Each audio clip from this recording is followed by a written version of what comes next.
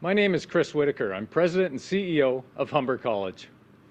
It's my pleasure to welcome Doug Ford, Premier of Ontario, Ross Romano, Minister of Colleges and Universities, Associate Minister King Surma, and MPPs Christine Hogarth and Natalia Kusendova to Humber College's North Campus. Welcome to all those joining us virtually. I'd like to begin today's announcement by acknowledging the land on which Humber College campuses are located. Humber is located within the traditional and treaty lands of the Mississaugas of the Credit, known as Etobicoke, the place of the alders in Michi-Sagi language.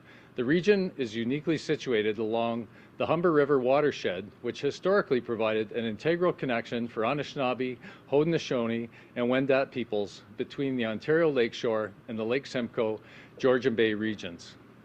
Now home to people of numerous nations, Etobicoke continues to provide a vital source of interconnection for all. In February 2020, Humber had the privilege of hosting the Premier, Minister Romano, and our local MPPs for an announcement about the province's new nursing education policy. That visit to our simulated patient care suites was one of the last events we had on campus. Just a few weeks later, we had to close the college due to the global pandemic. Over the summer and into the fall, we worked to safely reopen for the critical in-person education required for so many on the front lines in the fight against COVID-19, including those in health and long-term care. Today's announcement highlights the progress made with the new nursing education policy. The need for high-quality nursing education has never been more apparent. Humber is a leader in degree education in the Ontario college sector. In fact, 1/4 of all students enrolled in a degree program at an Ontario college study at Humber. As we will hear in a few moments, we are looking forward to adding to our degree program offerings and to continue preparing students for their future through our signature polytechnic mix of career-focused theory and hands-on learning. Before I turn it over to the Premier, I want to thank all the Humber faculty and staff who continue to support our students across our physical and digital campuses during these challenging times. Premier, over to you. Well, thank you, Chris. Well, good afternoon, everyone, and thank you for that introduction, Chris. It's always great to be home right here in Etobicoke at Humber College. The folks who work here are my friends and neighbors. They're some of the unsung heroes of the pandemic. They're working their backs off day in and day out to train the next generation of workers for the in-demand jobs, the jobs of the future. I'd also like to give a shout out to my all-star Minister of Universities and Colleges, Ross Romano. Also, I want to acknowledge Etobicoke Lakeshore MPP Christine Hogarth and Etobicoke Centre Minister Surma for joining us today, along with MPP Natalia Kusendova, also working at William Osler in her spare time as a nurse. And Natalia, thank you. Natalia is probably putting in 100 hours a week there throughout this pandemic. They've all done an incredible job during this pandemic, helping to keep our post-secondary students safe from COVID-19. Friends, before we begin today, I want to give a massive shout out to General Hillier, Minister Elliott, Solicitor General Jones, and Minister Thompson, and the countless officials who worked to launch our COVID-19 vaccine booking system. Yesterday, the first day, over 133,000 appointments were made. That's 133,000 appointments. That's nearly 185 appointments made every single minute. We knew there'd be bumps in the roads, and a handful of people unfortunately received an error message. But as General Hillier said, we identified the issues fast, and we fixed them even faster, and that's exactly what we did. And today, over 110,000 more appointments have been booked since this morning. If anyone experienced any issues yesterday, please log back on or call today to book your appointment. Now, turning back to today's announcement. Friends, there's no question our nurses are world class. In the last year, since the COVID-19 pandemic began, nurses have shown how absolutely vital they are to our healthcare system, which is why we are here today to mark a major milestone, a standalone nursing degree at Humber College. The Bachelor of Science in Nursing degree will be one of the first offered by publicly assisted college in this province. I applaud the President and CEO of Humber, Chris Whitaker, for his leadership as Humber blazes a trail for the benefit of everyone in Ontario. Now, Ontario's nursing students will have more choice about where to get their nursing degrees starting this September. And they'll be able to do it right here at Humber College. So congratulations, Chris and Jason, wherever Jason is, you're an absolute champion, and he is a champion, Jason, and everyone here at Humber for this achievement. I couldn't be more pleased and prouder of what this program means to our hospitals, long-term care homes, public health units, and everyone in Ontario. This will change the face of healthcare in our province for years to come. Thank you, and God bless the people of Ontario. Now I'll hand it over to Minister Romano.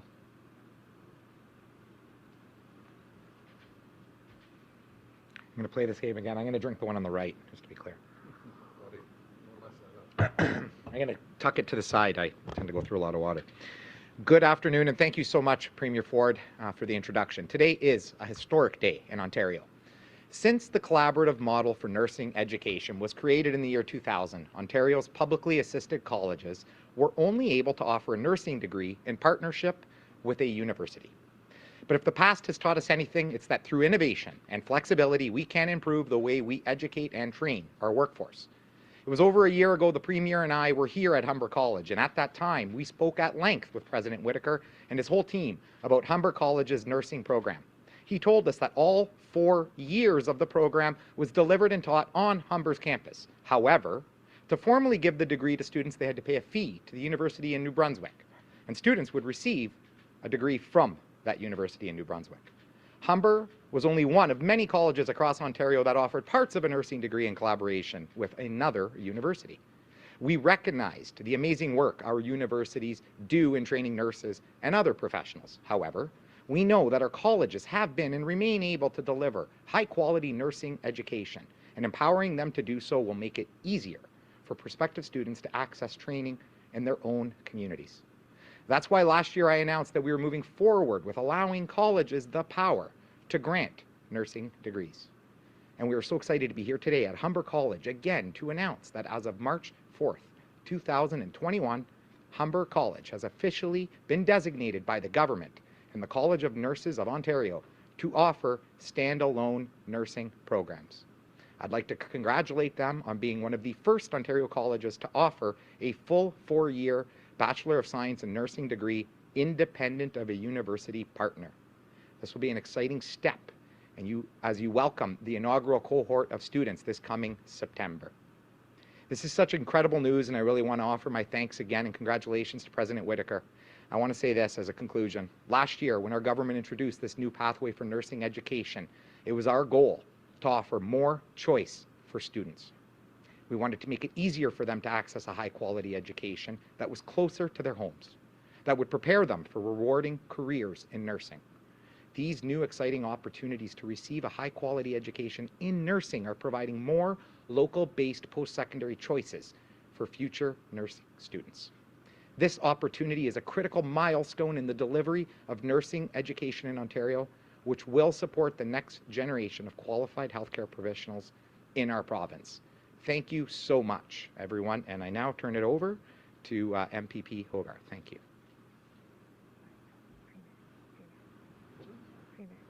No, he's turning over to me. Anyways, now I see Jason. My apologies. And I see that, you know something, folks? I see the greatest counselor in the city of Toronto, Michael Ford. Good to see you. Champion. We'll go to the phone line for questions. First question, please. From Sean Jeffords at the Canadian Press. Hi, Sean. Go ahead. Good afternoon, Premier. Hi. I wanted to ask you about a report that we've seen this morning from the Ontario Science Table, Advisory Table. They're saying that based on the rise of variants across the province, that we are now in a third wave of COVID-19. Yes. Wanted to get your reaction to that, but also I wanted to ask you if you think that in light of this finding that Ontario eased up on restrictions and lifted the stay-at-home order too soon. Well, again, and good question, Sean. I heard the same thing from the science table, and I always respect what the science table says. I take my information through Dr. Williams, Chief Medical Officer, and we'll be sitting down talking to him.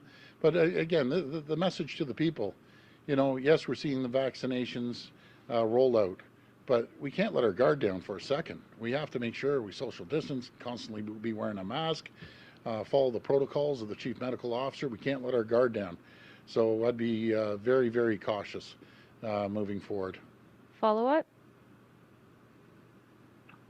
And Premier, I also wanted to ask you about the NESI change in guidance when it comes to the AstraZeneca shot and how that might impact the vaccine rollout.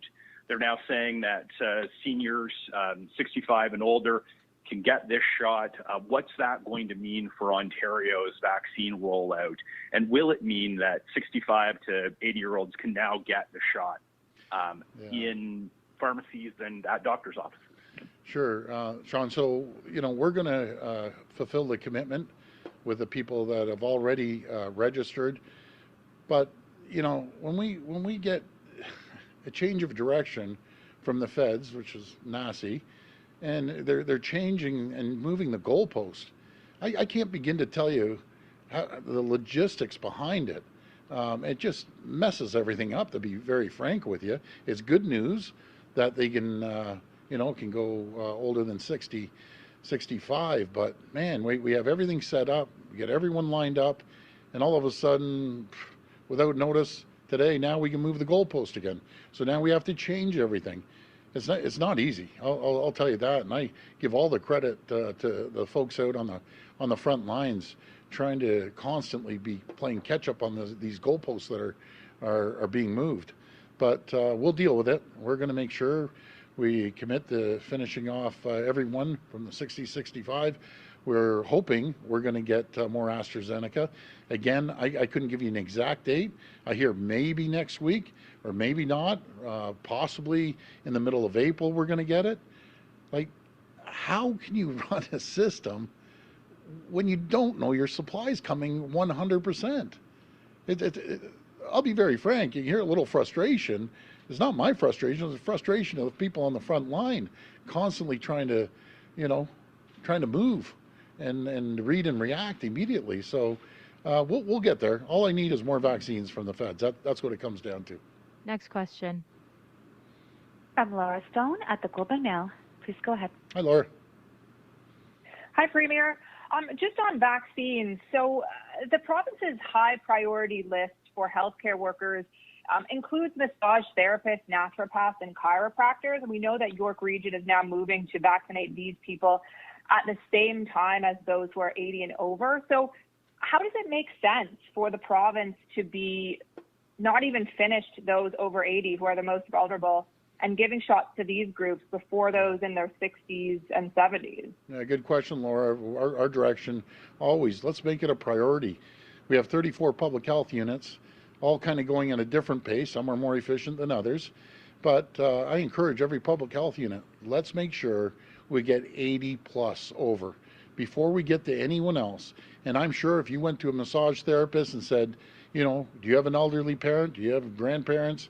Are you going to give up your shot for your elderly mother or father of 80? I would say 100% of the people, no matter who they are, would say yes. So, folks, let's just get the 80-year-old plus done, and then we'll move to the next stage. But I agree with you, Laura. You can't justify it. So let's start moving. I'll talk to the public health officer out in York and ask him what the rationale is. And by the way, he's a great public health officer out there. That guy's moving like lightning. Follow up? Right, except this is your own government's list. Like these workers, these high priority healthcare workers are on your government's vaccination list.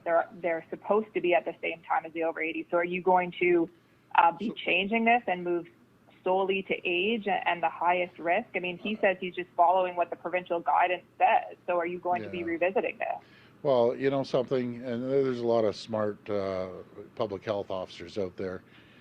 But, let's just think this out for a minute. Who are you going to prioritize? And God bless the massage therapists. We need them. And they're great folks. But prioritize 80 plus. Now let's make sure, we take care of them. They're the most vulnerable. 70's the most vulnerable, so on and so forth. But I'm encouraging every single public health unit, take care of the most vulnerable, the PHUs, and then we'll get to the massage therapists and get to everyone else. So that's my my advice. Next question. From Lorenda Redikoff at CBC. Please go ahead. Hi, Lorenda. Hi, Premier. We're seeing a lot of info from family doctors saying they have no clue what the plan is for them in giving vaccines. That's, of course, apart from those few doctors' offices that are involved already in the AstraZeneca pilot. And as you can imagine, patients, they're also wondering, so what can you say to doctors and to patients? Well, what I understand through General Hillier and through the Minister Jones and Minister Elliott, they've been communicated to through the OMA. I know General Hillier was on with a number of family physicians as well.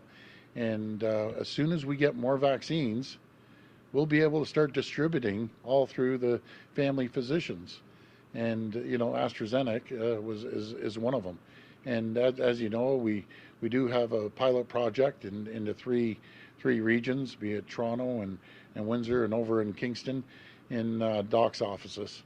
So as soon as we get more vaccines, we'll be able to start rolling them out to the doctor's offices. But I want to give a shout out to all the family physicians out there that have actually went into mass vaccination centers, volunteering their time, putting needles into people's arms.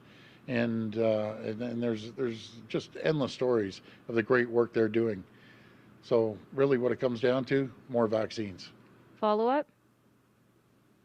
On a different topic, what are you hoping for from today's Supreme Court case looking at your mid-election cuts to Toronto's council in 2018? Well, I can tell you, I haven't heard a councillor that's really disagreed with it. I'm sure there was a few.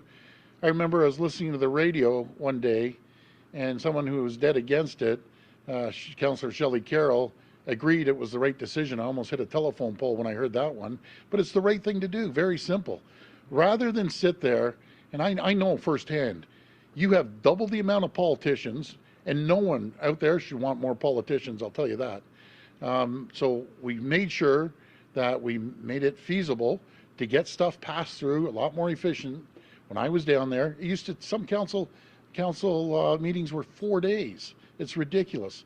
4 times the amount of work, 4 times the staff, and they're working quite fine with the 25 councillors. And I know the mayor. I can just tell you, the mayor's doing a great job. But I think I always joke around with him. It's the best president I've ever given the mayor. He's only dealing with 25 councillors, I think it's 25 or 24 councillors. Imagine the job. They wanted to bump it up to 56.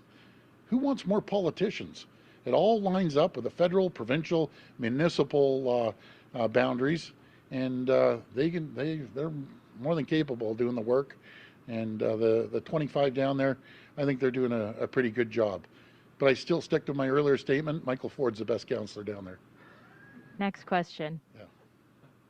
From Brian Lilly at the Toronto Sun. Please go ahead. Hi, Brian. Premier, over the last several days, I've been hearing from a lot of parents and advocates for youth sport and recreation, and they're concerned that if the ongoing lockdowns continue, especially here in Toronto, but even the restrictions elsewhere, that in addition to losing the hockey season, figure skating, basketball, that summer sports are going to be off the table. And Dr. Williams even said we may not see summer sports until the end of the summer, if at all, last week. Given the benefits of summer sports, and the provinces like British Columbia have never shut it down, is it time for Ontario to take a different look and say that there's evidence that this is safe and also beneficial to young people in terms of physical activity, mental health, and all the other benefits, and move forward with allowing youth sports instead of keeping kids shut down inside? Yeah, you know something, Brian, good point. I'll tell you myself, I coached my girls' soccer for years and years, and it's great to get out there and get the kids out there getting exercise, understanding teamwork as a team. There's so many benefits to it. but I'll be very frank. I got to get the green light from Dr. Williams and the local medical officers of health. As if there's a zone that are in the green, in the yellow, and the local medical officer wants to open it up there, then God bless him or her to open it up. But as we're here in Toronto and we're still in Gray and Peel, let's just hope by that time rolls around, we're going to have more vaccines. We're going to get more people vaccinated. And I understand the kids don't get vaccinated, but if the parents get vaccinated, let's just cross our fingers, because I think it's important to get team sports back up and going, get the kids out there and having some fun. Follow up? You keep saying that you've got to get the green light from doctors, but where does the leadership of a politician come in, whether it's dealing with Dr. Williams or telling someone like Dr. Davila, who quite frankly I think would keep us locked down for months to come? Mm-hmm. At what point do you, as the person in charge, the elected official, say, you know what, I understand your position, I've heard your concerns, but there's other evidence and there are needs out there that go beyond just dealing with COVID? Sure. Could I go out there and be the only politician in the entire country, including the Prime Minister, all premiers, every single mayor, because I've talked to the vast majority of them, and say, okay, docs, I'm not a medical professional, but I'm going to disagree with you. When I said I'm going to follow their direction on health advice right from day one. And then if I did that, they could slap a Section 22 down, and it's just friction. You know, I'm going to stick with what I've done right from the beginning. I'm going to stick with health and science and work with them collaboratively. But I'm going to be very frank. There's no politician in this country who's going to disagree with their chief medical officer. They just aren't going to do it. They might as well throw a rope around their neck and jump off a bridge. They're done. I'm telling you the facts. It's very simple. I respect all the medical officers and all the docs that have been working their back off, and I will always listen to the chief medical officer, his team. Very, very simple. Because they're the professionals when it comes to healthcare. I'm not. You know what my job is, Brian? My job is, once we get through this, we're going to ramp up this economy likes of which this province has never seen. We're going to create more jobs, more opportunities, get people back on their feet, get businesses going until they can thrive and prosper and grow. And I just can't wait until we can unleash the economy. And it has to happen sooner than later. But go to root cause. What do we need to make that happen? We need more vaccines. Simple as that. Last question. From Ian Campbell at CTV Northern Ontario. Please go ahead. Good afternoon, Premier. I wanted to get your thoughts on the post-secondary front in terms of Laurentian University. I've been speaking with some parents with the creditor protection telling me that they are thinking about sending their kids out of the north, out of the city, or sending them elsewhere because their confidence has been shaken. There have been calls, including from the Sudbury City Council for the province, to increase funding. Wondering where your thoughts are on the situation and at what point does the government step in to ensure the school's survival? Well, that's a great question. I'm going to hand it over to my minister. He's been handling that file and doing a great job.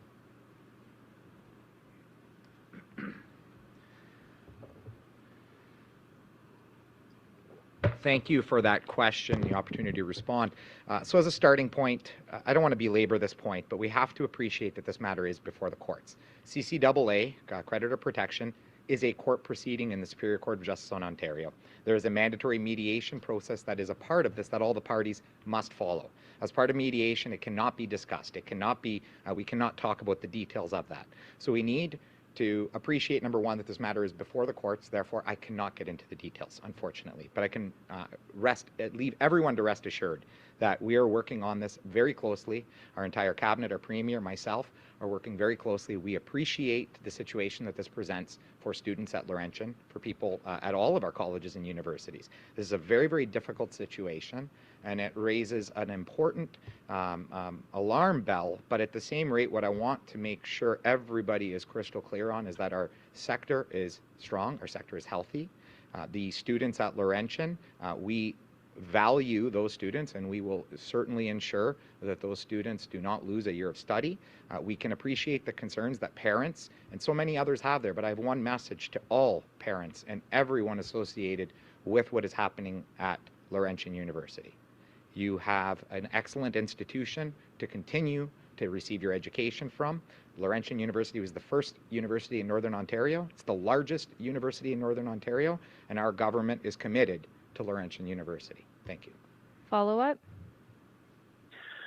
Thank you. And Premier, I wanted to ask your thoughts on the situation currently facing Sudbury and North Bay. North Bay was immediately into the gray zone after the lockdown ended.